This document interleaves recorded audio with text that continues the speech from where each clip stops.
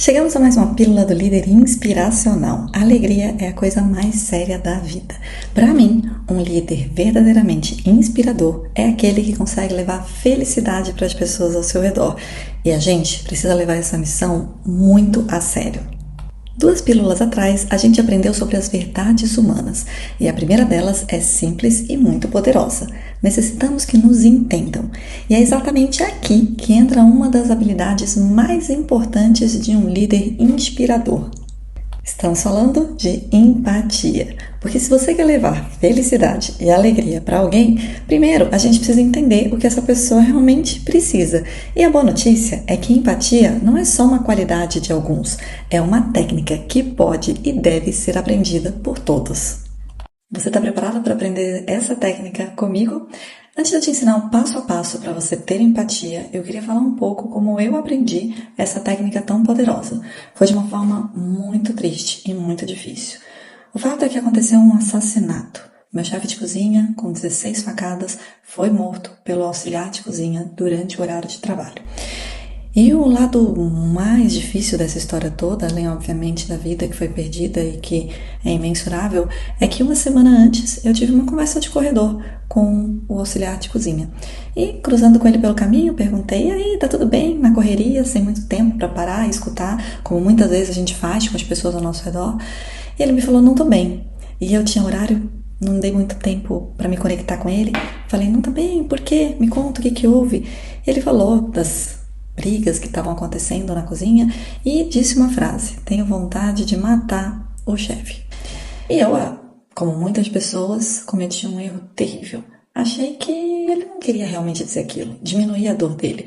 Falei: imagina, você não está realmente falando isso, que horror. Tenta conversar com ele. Se você não conseguir, eu tô aqui pra você, o RH também, tenho que ir, depois a gente conversa mais. Qualquer coisa me avisa. Conta comigo. Quantas vezes a gente não faz isso, né? A gente diminui a dor, o sentimento de alguém. A gente pergunta como as pessoas estão, mas a gente nem tem tempo para escutar verdadeiramente como elas estão. A gente dá conselhos sem se conectar com as pessoas. A gente simplesmente pula pro conselho e aí tudo que a gente fala entra por um ouvido e sai pelo outro, sem de fato impactar e transformar a vida das pessoas ao nosso redor. Uma semana depois, o assassinato aconteceu e eu me senti extremamente culpada. Aquilo foi muito difícil para mim e eu ficava martelando na minha cabeça. Se eu tivesse tido empatia verdadeiramente, ou seja, se eu tivesse conseguido sentir na pele o que ele estava sentindo, com a intensidade que ele estava sentindo, será que o desfecho teria sido outro? Será que eu teria conseguido evitar toda a tragédia que aconteceu? E nesse momento da vida foi quando eu me dediquei a estudar muito sobre empatia. E de tudo que eu li, de tudo que eu aprendi, eu trago hoje o que eu considero que é a melhor técnica para verdadeiramente se conectar com o sentimento das pessoas ao nosso redor. Para a gente nunca mais diminuir o sentimento de ninguém, para a gente não simplesmente dar um conselho sem antes entender o que o outro precisa e necessita, a primeira e mais poderosa verdade humana. Vamos aprender esse passo a passo e a gente vai aprofundar mais esse conhecimento. Se você quer verdadeiramente se conectar com o sentimento de alguém, o primeiro passo é você dar um nome para o que essa pessoa está sentindo na sua cabeça. Então, enquanto a pessoa está te contando qualquer história relacionada a algum sentimento, você tem que ser meio Sherlock Holmes, detetive, e tentar descobrir que sentimento é esse. Então, imagina que a pessoa está te contando algo e você fala: acho que ela está feliz. Então, felicidade é o nome do sentimento. Acho que é medo, acho que é raiva, acho que é tristeza, enfim. Dê um nome para um sentimento. Muitos estudos de psicologia dizem que os sentimentos básicos são pouquíssimos. Alguns estudos falam de 6, 8, enfim, no máximo 15 sentimentos básicos e que até os 5 anos de idade, mais ou menos, todo mundo já sentiu todos esses sentimentos. Ou seja, você consegue se conectar com o sentimento de qualquer pessoa, com uma intensidade ou outra, todo mundo já passou pelos mesmos sentimentos. Uma vez que você desvende que sentimento é esse, dê um nome na sua cabeça, você vai para a segunda etapa desse passo a passo, que é você lembrar de quando você sentiu o mesmo sentimento. E aqui eu quero que você realmente se dedique a esse processo. Então, se você descobriu que o que a pessoa está sentindo é tristeza, você vai pensar qual foi o dia mais triste da sua vida. Se eu pedir para você fechar os seus olhos agora e pensar no dia mais triste da sua vida e eu conduzir essa reflexão, fazendo com que você volte para esse momento, muitas pessoas são capazes de chorar lembrando dessa ocasião. Esse é o poder da mente. A mente é extremamente poderosa e pensar em um sentimento faz com que a gente sinta novamente ele com a mesma intensidade. É por isso que a gente consegue rir e chorar olhando uma foto às vezes, porque a gente se conecta com aquele momento novamente. O cérebro é muito, muito poderoso.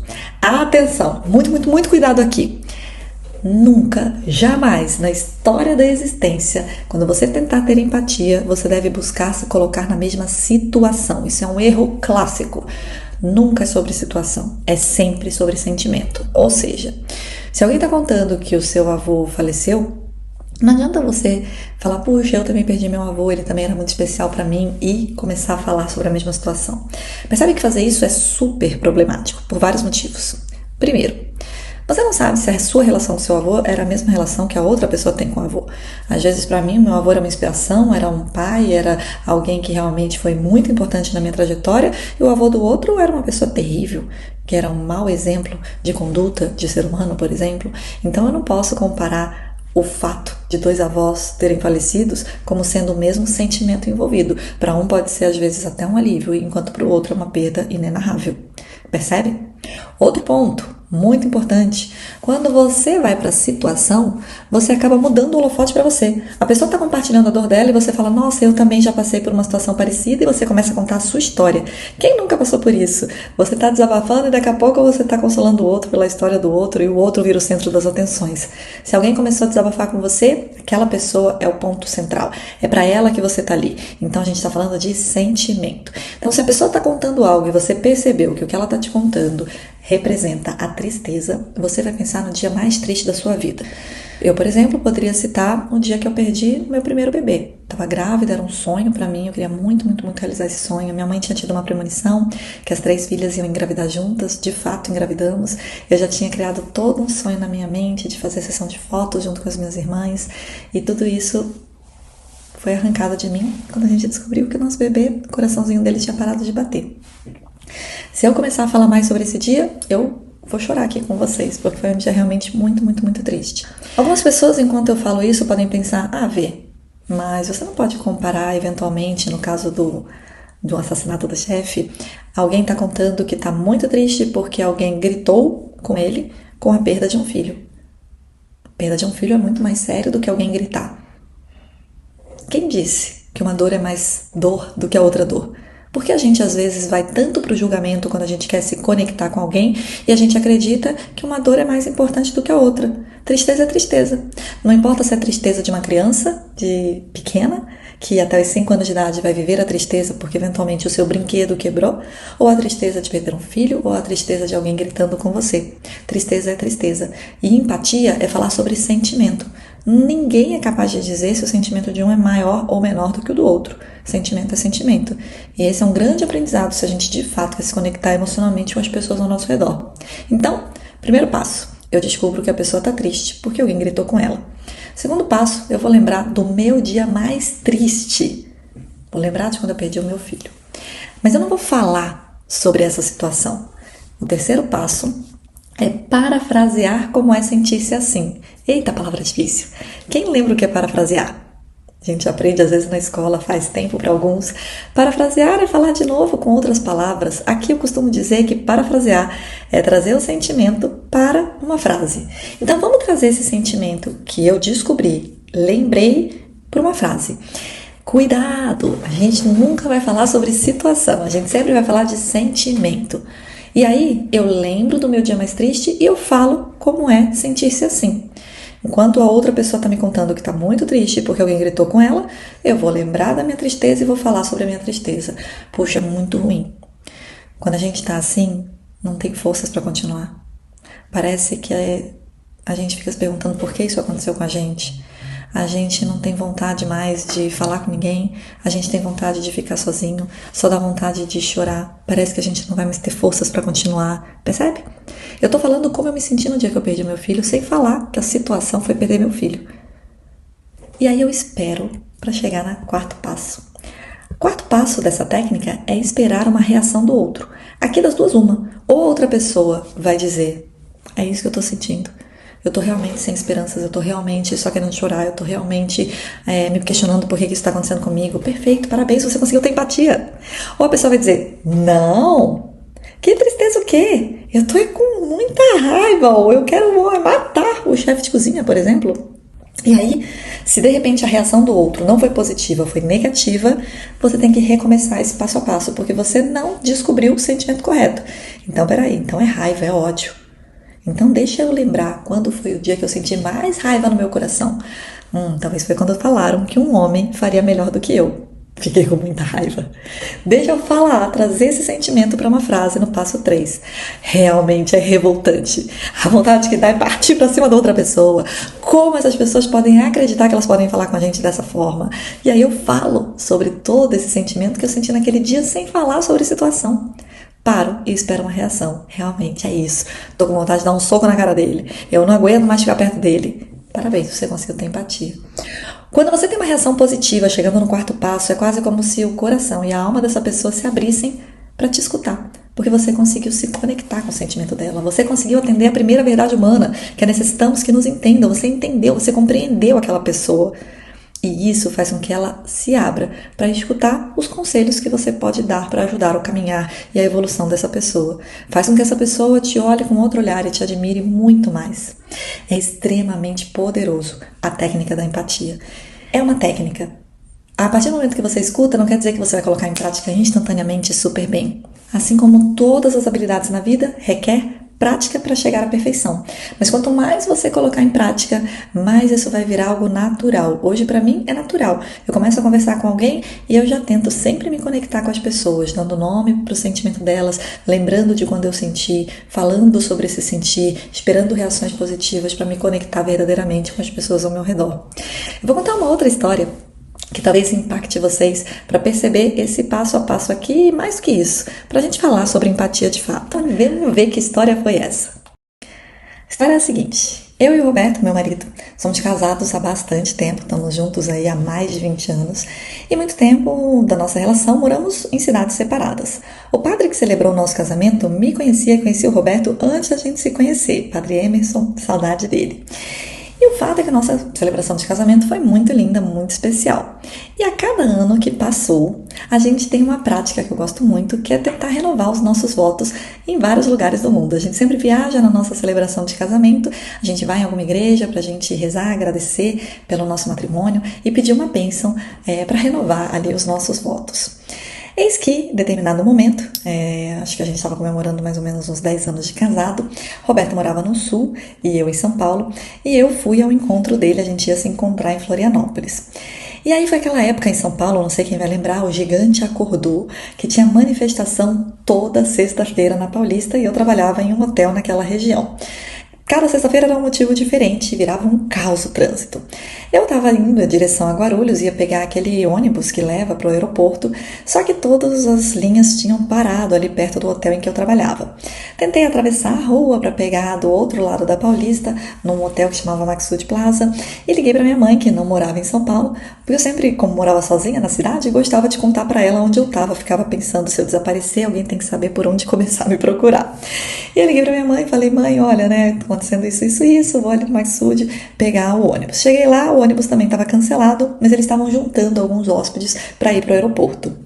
Já tinham 2 hóspedes, faltava só mais um para conseguir dividir um táxi e ir em conjunto. Liguei para minha mãe, avisei ela que eu ia entrar naquele táxi, e a minha mãe, que é uma pessoa muito sensitiva, falou: filha, não entra nesse táxi. Acho que alguma coisa ruim vai acontecer. E eu já atrasada para o aeroporto, falei: mãe, não tenho tempo para pressentimento ruim, preciso entrar nesse táxi. Desliguei o telefone, ela: não, pelo menos tira uma foto do taxista, dos hóspedes, da placa. Eu falei: mãe, não posso tirar uma foto da pessoa, né? Oi, tudo bem? Minha mãe acha que você vai cometer algo ruim comigo, vou tirar uma foto e mandar. Falei: por favor, né? Tenho que ir. Ela, não satisfeita, mandou uma mensagem no grupo com minhas irmãs: meninas, me ajudem a convencer a Vê a não entrar nesse táxi, que eu acho que alguma coisa ruim vai acontecer. Minhas irmãs: kkkk, mãe, você é exagerada, isso e aquilo. Entrei. Um caos o trânsito, a gente a caminho do aeroporto de Guarulhos, até que a gente, naquela confusão toda, quase perdendo o voo, eu estava com pouca bateria no meu celular, porque eu precisava do celular com cartão de embarque para conseguir embarcar. Perguntei pro pessoal se ninguém tinha celular com Waze. Um dos passageiros nem sabia o que era Waze, naquela época estava começando. O outro falou: puxa, eu troquei de celular, mas se você quiser baixar, peguei o celular daquele passageiro, né, para poder tentar baixar o Waze. E aí, eu não sei vocês, mas eu quando pego um celular que não é o meu, parece um monstro de 7 cabeças. Tô lá tentando baixar o Waze, né, no celular da pessoa. E aí eu falei, deixa pra lá, gente, já tá aqui na Tiradentes, uma quadra antes do batalhão, vai virar pra pegar ali o caminho do aeroporto, nem adianta mais. Quando eu fui virar pra trás pra passar o celular, eu tava sentada no banco da frente e os dois outros hóspedes atrás, fui passar o celular pra trás, percebi que a gente ia ser assaltado. O ombro do mal se aproximou do nosso carro, sabe aquele ombrinho? E aí um rapaz tirou uma arma, colocou na minha cabeça e falou, taxista, fique calmo. Nós temos um foco, o nosso foco não é você, o nosso foco são os passageiros. Passageiros, fiquem calmos. Nós não vamos levar tudo que vocês têm, nós temos um objetivo claro. Queremos levar relógio, celulares, carteiras e aliança. Eu virei para ele e falei, você pode ficar calmo também, porque a gente também tá calmo e vai dar tudo que você pediu.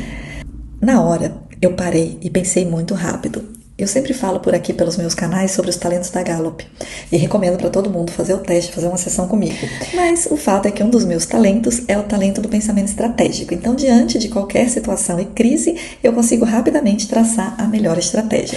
Na minha cabeça, eu pensei, ele pediu 4 coisas: relógios, celulares, carteiras e alianças.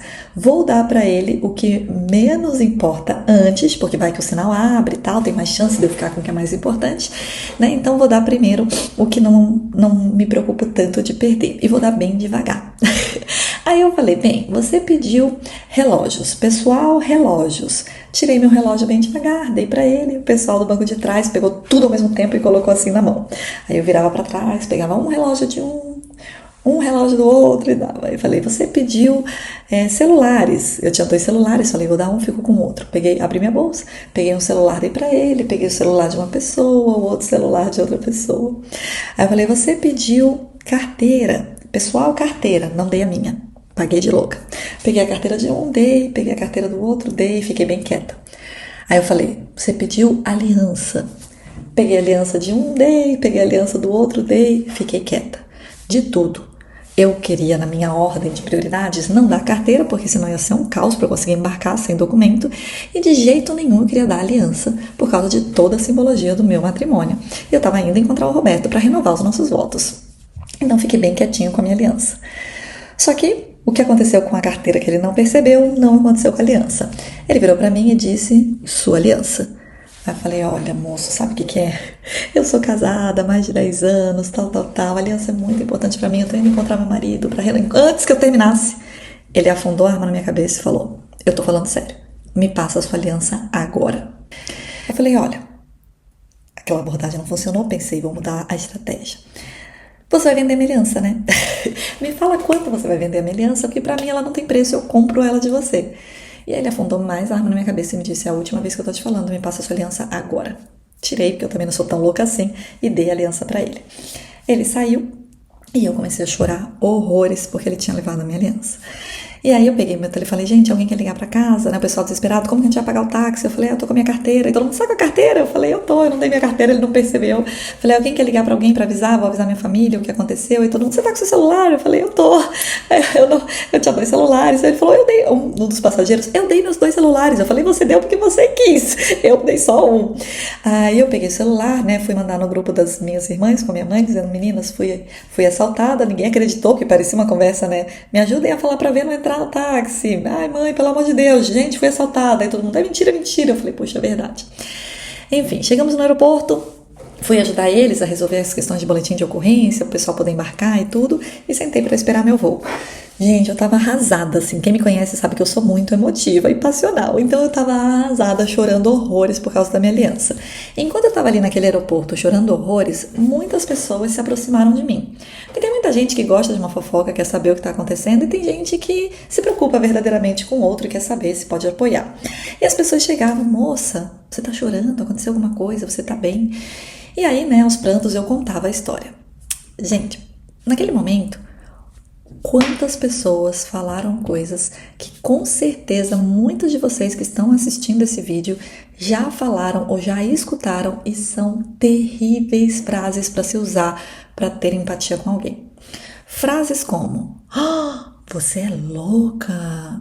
Gente, alguém está compartilhando uma dor, uma tristeza muito grande com você e você, de alguma forma, xinga a pessoa? Não faz o menor sentido. Você nunca vai se conectar com a pessoa se você agride essa pessoa enquanto ela está te contando um sentimento dela, percebe? Outros erros clássicos que eu vivenciei nesse dia e que talvez vocês já tenham vivenciado ou feito com alguém. Meu Deus, mas você podia ter morrido, podia ser muito pior. Você podia ter levado um tiro. Quantas vezes a gente está contando a nossa dor ou a gente diz isso para alguém que aquilo podia ser muito pior? Quem está compartilhando a sua dor, aquela dor ela é intensa. A gente não vai saber que podia ser pior. A gente está sofrendo com aquilo que está acontecendo naquele momento. Então, você nunca vai se conectar com alguém se você falar que a dor daquela pessoa podia ser pior. Se você menospreza a dor dela, dizendo, nossa, mas você está chorando por causa disso? Podia ser muito pior. Não faz sentido. Outras pessoas faziam piadas. Ah, vão-se os anéis, ficam-se os dedos.